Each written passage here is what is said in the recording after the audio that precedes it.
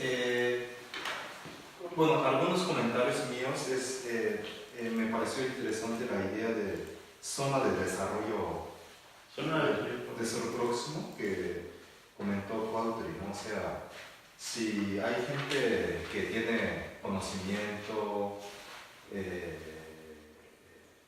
digamos, habilidades, y cerca, el que vive cerca o va aprendiendo, ¿no? Entonces, eso vemos en muchas situaciones, ¿no? En una familia hay un doctor y probablemente algún hijo también va a ser doctor o relacionado, ¿no? con esa profesión, ¿no? De hecho, espérame. Y también si hay comerciante, probablemente algunos hijos se van a dedicar al comercio.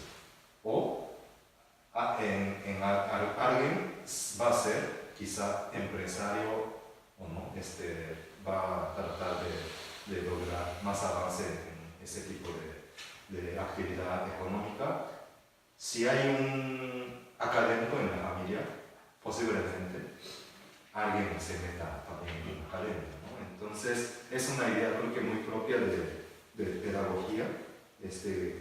Yo creo que en la tesis no aparecía como término, no desarrolló, pero es una aportación importante. La educación es una de las herramientas importantes para lograr esa movilidad social ascendente. Pero eso no solamente sucede entre los descendientes de México, sino en general. Descendientes de japoneses en Hawái, Brasil, Estados Unidos, Canadá, Perú, ¿no? Entonces creo que por ahí hay algo interesante, ¿no? De lo que comparten los descendientes de migrantes en diferentes países. La educación era como una herramienta para sobresalir. Y otra idea interesante es, en el contexto mexicano, todavía la educación básica no difundía suficientemente, pero en Japón sí. Un joven campesino que llega como bracero, como minero, como trabajador en la construcción de vías, aunque nada más terminaron la primaria, y aunque no hablaran español, su capacidad intelectual es creo que más de lo que se puede imaginar, ¿no? Entonces, cuando uno tiene una formación básica, se puede ir aprendiendo mejor, ¿no? En ese sentido, creo que la capacidad intelectual de ISEI también me parece interesante. Seguramente cuando interactuemos más con los descendientes de japoneses en la zona carbonífera, nos puede decir, ¿no? ¿Por qué es tan respetado los japoneses y los descendientes, ¿no? Bueno, último comentario, no es crítica a ti, pero creo que ya no debemos de depender mucho del libro de María Elena Otamishima. Hay mucha imprecisión, ¿no? Por ejemplo, puedes pasar tipo de migrantes, cuadro de tipo de migrantes. Por ejemplo, ella pone 1910, pero en teoría 1907 fue el último año en que mandaron braceros, porque en teoría no se podía por el pacto de Caballero con Estados Unidos. Y la siguiente, esto de migrante libre tampoco, porque por ejemplo, conocimos un caso de una señora japonesa que llegó en agosto de 1941, señora Kiyota de Mexicali, y de 1942, en teoría ya no pudo entrar japoneses a México, ¿no? Entonces, también anterior, perdón, dos más adelante, esto de especialista. El abuelo del señor doctor Maeda y también el abuelo de esta Andrea Konishi, llegaron antes de 1917, antes del convenio. Entonces, había doctores japoneses que venían a México, pero no a través del convenio. Entonces, había pioneros, migrantes médicos. Es que también para lo de la zona de desarrollo próximo tiene mucho que ver con el desarrollo conductual de la persona. Algunos me mencionaron que cuando uno habla con una persona, no habla con esa persona, sino que habla con su familia. Que a través de esa persona conoces a la familia. Y ese tipo de formación ayudó bastante, en lo cual el acceso de los descendientes a trabajos muy buenos por su disciplina. La forma en la que presentaban los trabajos, la forma en la que elaboraban, la forma en la que se desarrollaban y se desenvolvían en el trabajo era eficiente. Quizás algunos no fueran los mejores, pero eran eficientes. Se les planteaba una tarea y la cumplían en los requerimientos que se necesitaban, incluso hasta más. Muchas veces se dice, o al menos tengo entendido que en Japón se tiene el concepto de que con el tiempo la disciplina supera el talento. Y creo que esa es una manera de plantear ese concepto. Bueno, estas son las preguntas que ustedes quiero que piensen. ¿En qué papel jugó la educación en la movilidad social ascendente? En su familia, ¿qué papel jugó la educación en la integración a la sociedad mexicana? ¿Y cuáles son los valores morales distintos que fueron inculcados en la familia y en la comunidad? ¿Y de qué manera estos valores morales marcaron la diferencia en la educación y el trabajo? Porque siendo contadores mexicanos, ustedes seguramente se dieron cuenta de la diferencia con otros contadores formados en la uni, ¿verdad? Siendo ingenieros, arquitectos, a lo mejor ustedes son diferentes que los demás. Y si hay alguna actitud, alguna habilidad que marcan la diferencia, pero esas habilidades vienen de la educación familiar, de qué manera se relaciona con Japón, ¿no? con la influencia de, no sé, de los antepasados, ¿no? Bueno, lo que estoy comentando son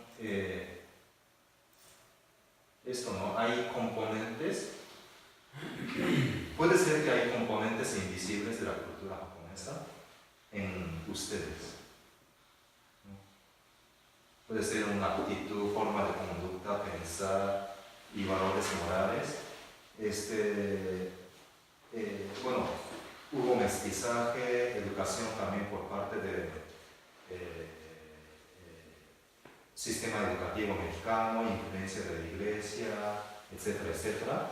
Pero mi pregunta es, ¿habrá algunos componentes de la cultura japonesa en las habilidades que ustedes tienen?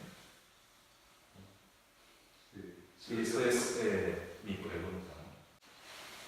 La manera en que entendía yo era diferente que la manera en que entendía la gente. Si yo no tenía las bases, yo no podía avanzar.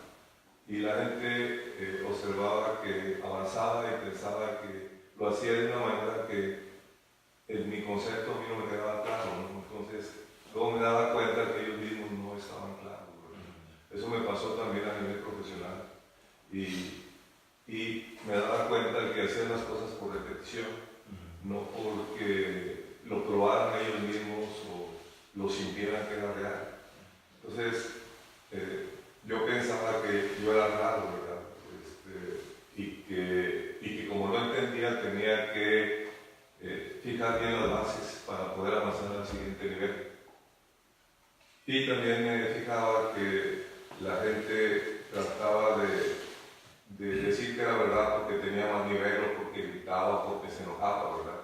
Estoy enojado, pues tengo razón, ¿verdad? Soy mayor nivel, tengo razón. Te grito, tengo razón. Entonces me hacía muy razonable la manera en que llegaban a conclusiones a través de poder o a través de actitudes. Son componentes invisibles que uno ya no se consigo, a lo mejor. O a lo mejor son situaciones de la persona, o sea, cada quien trae diferentes cuentas.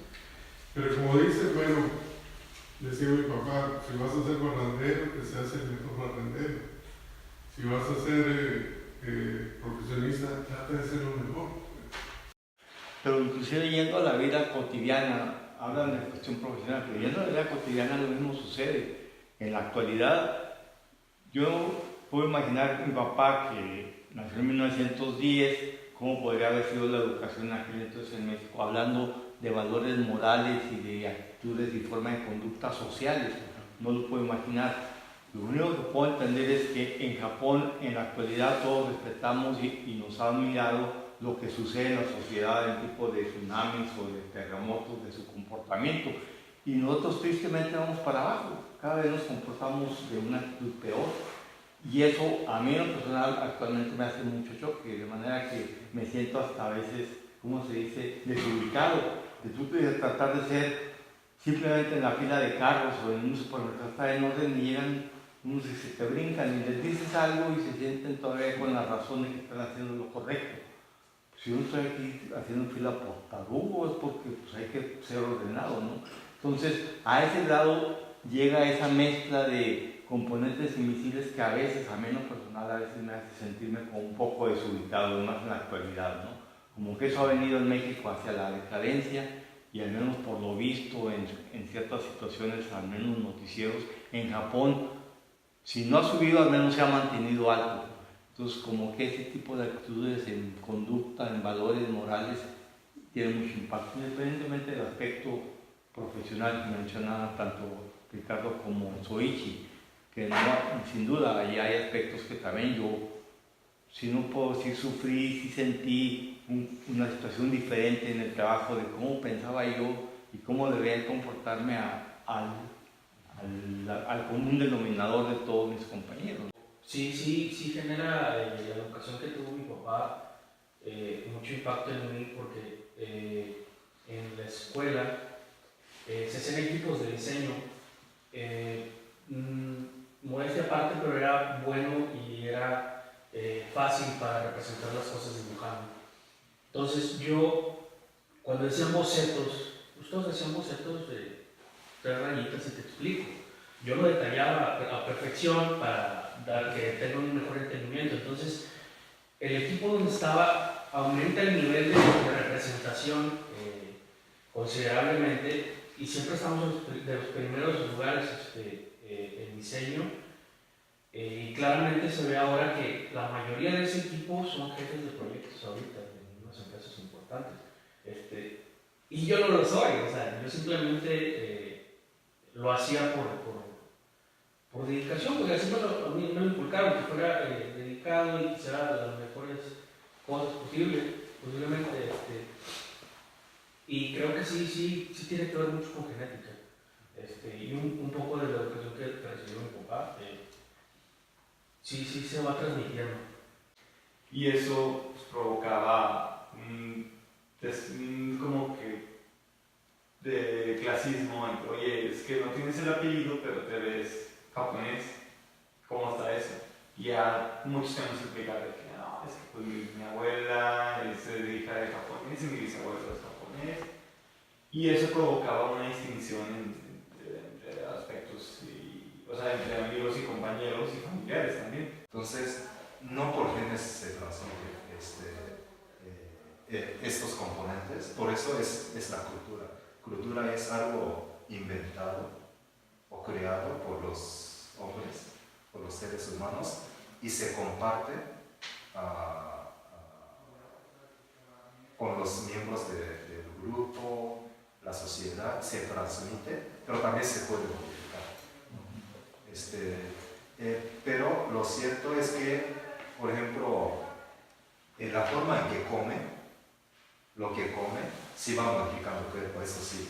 También recientemente en neurociencia se descubre que hay emociones universales, pero las emociones fuertes y constantes sí van modificando ligeramente la estructura del cerebro, algunas regiones. Eso sucede, ¿no? Entonces, lo cultural sí también afecta en lo biológico también, pero lo biológico no condiciona tanto lo cultural, por ejemplo, como estos.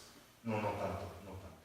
Bueno, en el caso de enfermedad sí, ¿no? Pero si compara diferencia genética entre chimpancés y el hombre, como 3%, ¿no? En el caso de diferentes razas, no hay mucha diferencia, ¿no? En cuanto a cohesión genética.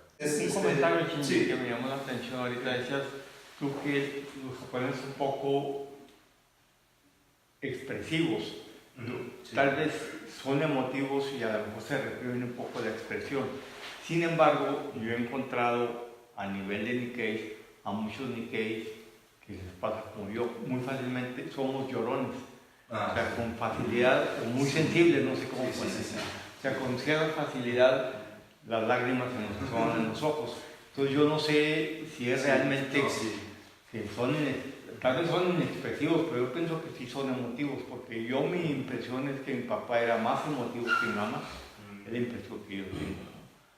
Entonces, pues ahí me pongo a dudar si realmente no son, yo creo que sí son muy emotivos, a lo mejor en algunos casos poco expresivos en público, pero en lo privado yo creo que sí lo son.